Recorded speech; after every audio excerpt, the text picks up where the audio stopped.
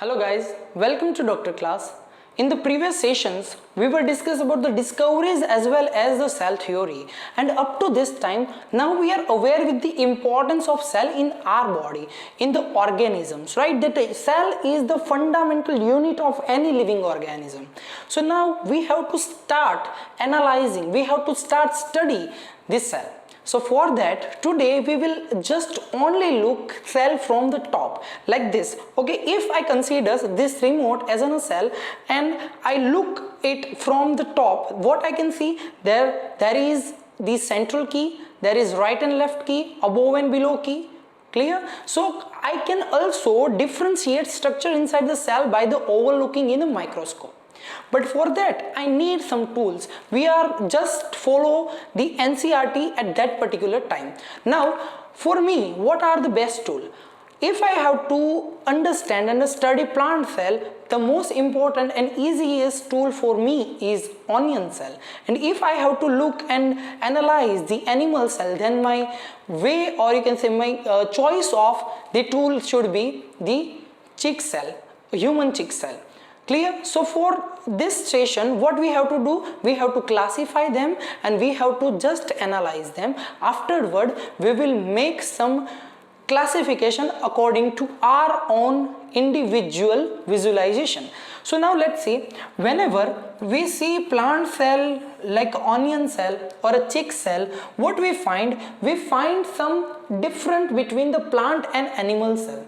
I think you all are aware with the difference between the plant cell and animal cell in the class 8 or 9th, right? So what we understand here, that in the plant cell or animal cell, we found that there are some structure present which are the membrane bound. Okay, there are some membrane bound structures are present. Like this one is nucleus, this one is mitochondria, and if it is this plant cell, then it should have the chloroplast, right? Like endoplasmic reticulum, like Golgi apparatus, and so on. So these are the membrane bounded structure present inside the cell. Now can I simply compare this membrane bound structure with the blocks in the plot? Yes or no? If you look on a plot, if I say this is 2-acre plot, right, then this ground should be of X-man, this ground should be of a person Y, this ground should be of person Z, this all ground should be of person A. Clear? So there is a differentiation, there is a blockage. So now what we see inside the cell, that there are the compartment, and each compartment are surrounded by some membranes. Clear? And these membrane bound structures are combinedly known as the organelle. Okay, they are known as the organelle. So we found some various organelles from the overview of cell. So this is our accomplishment from the cell overview. So let's look on the different way of classification. So the other thing is the difference between the plant and the animal cell. So let's talk once in a very brief manner. So basically plant cell have chloroplast, where animal cell devoid of it, where the plant cell have cell wall when animal cell is devoid of it. Then what is the another difference? That a difference in the form of, you can say, central vacuole. Central vacuole is the present inside the plant cell, but it is devoid in animal cell. So these three things are present in plant cell, but they are devoid in animal cell. The fourth difference is the centriole. Centriole is the component, or you can say centriole is the organelle for the animal cell, where it is devoid in the plant cell. So this is the difference between the animal cell and the plant cell. So here we are understand that by the overlooking we find some membrane bound structure inside the cell, and they are known as organelle. Now when we take a different kind of cell, what we observe? We observe that there are some cells on the basis of nucleus. What we find that there are some cell which does not consist any kind of membrane bound structure.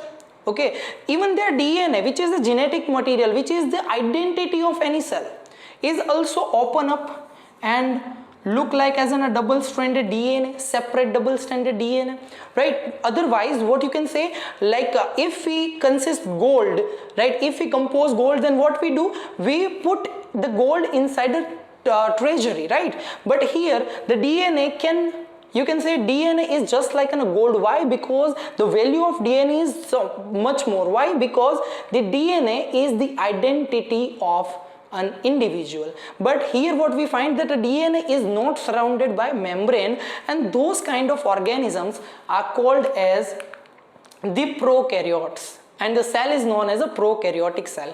Now let's just see some brief review here, that the earth was formed before 4.5 billion years. Okay, earth was formed 4.5 billion years before, where the earth was a ball of gas, and after around 700 million years later, what happened, that about 3.8 billion years ago, some small particle, or you can say some small organism takes place, which are the nucleusless, and those organisms were prokaryotics. And afterward what happened, as they evolve, they make some compartment inside the cell, and they form the complex structures as well, and they are known as now the eukaryotic. When they put DNA inside the membrane, when they put some other material inside the membrane and form the complex organelles. So this is the classification according to its nucleus. If the nucleus is not covered by, or you can say genetic material is not covered by the membrane, then it is known as the prokaryotic one, and when the genetic material is covered by the membrane, then it is known as the eukaryotic one. Now let's say the classification as well. Classification of kingdom, you might aware with the 5 kingdom classification, which is what, like a Monera, Protista, Fungi, Plantae and Animalia. Now the other thing is the type of cell according to the number. What you can say, there should be the unicellular, there should be the multicellular. The thing which is unique for prokaryotics is that all the prokaryotics are unicellular, where the eukaryotic should be unicellular, it should be multicellular as well.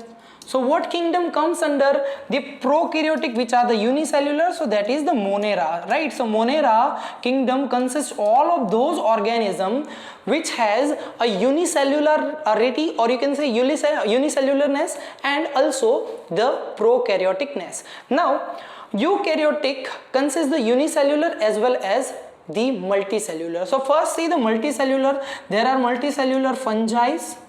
So kingdom fungi is come under the eukaryotic. Kingdom Plantae is also come under the multicellular eukaryotic, and kingdom Animalia is also come under the multicellular eukaryotics. Now what happened? There are some organisms which look like as a fungi, which are look like as a plant, which are look like as an animal. All the characters were simply matched, but they are unicellular. So we drawn those all unicellular from fungi, plant and animalia, and form a unique kingdom called as the Protista. So basically Protista compose what? So Protista compose here all the unicellular eukaryotic organisms.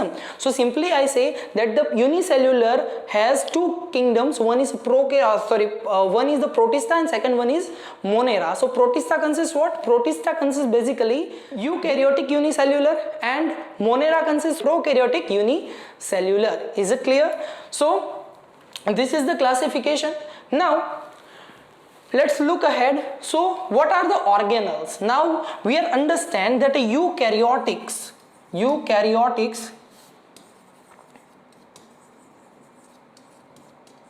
eukaryotes compose organelle. And what is organelle?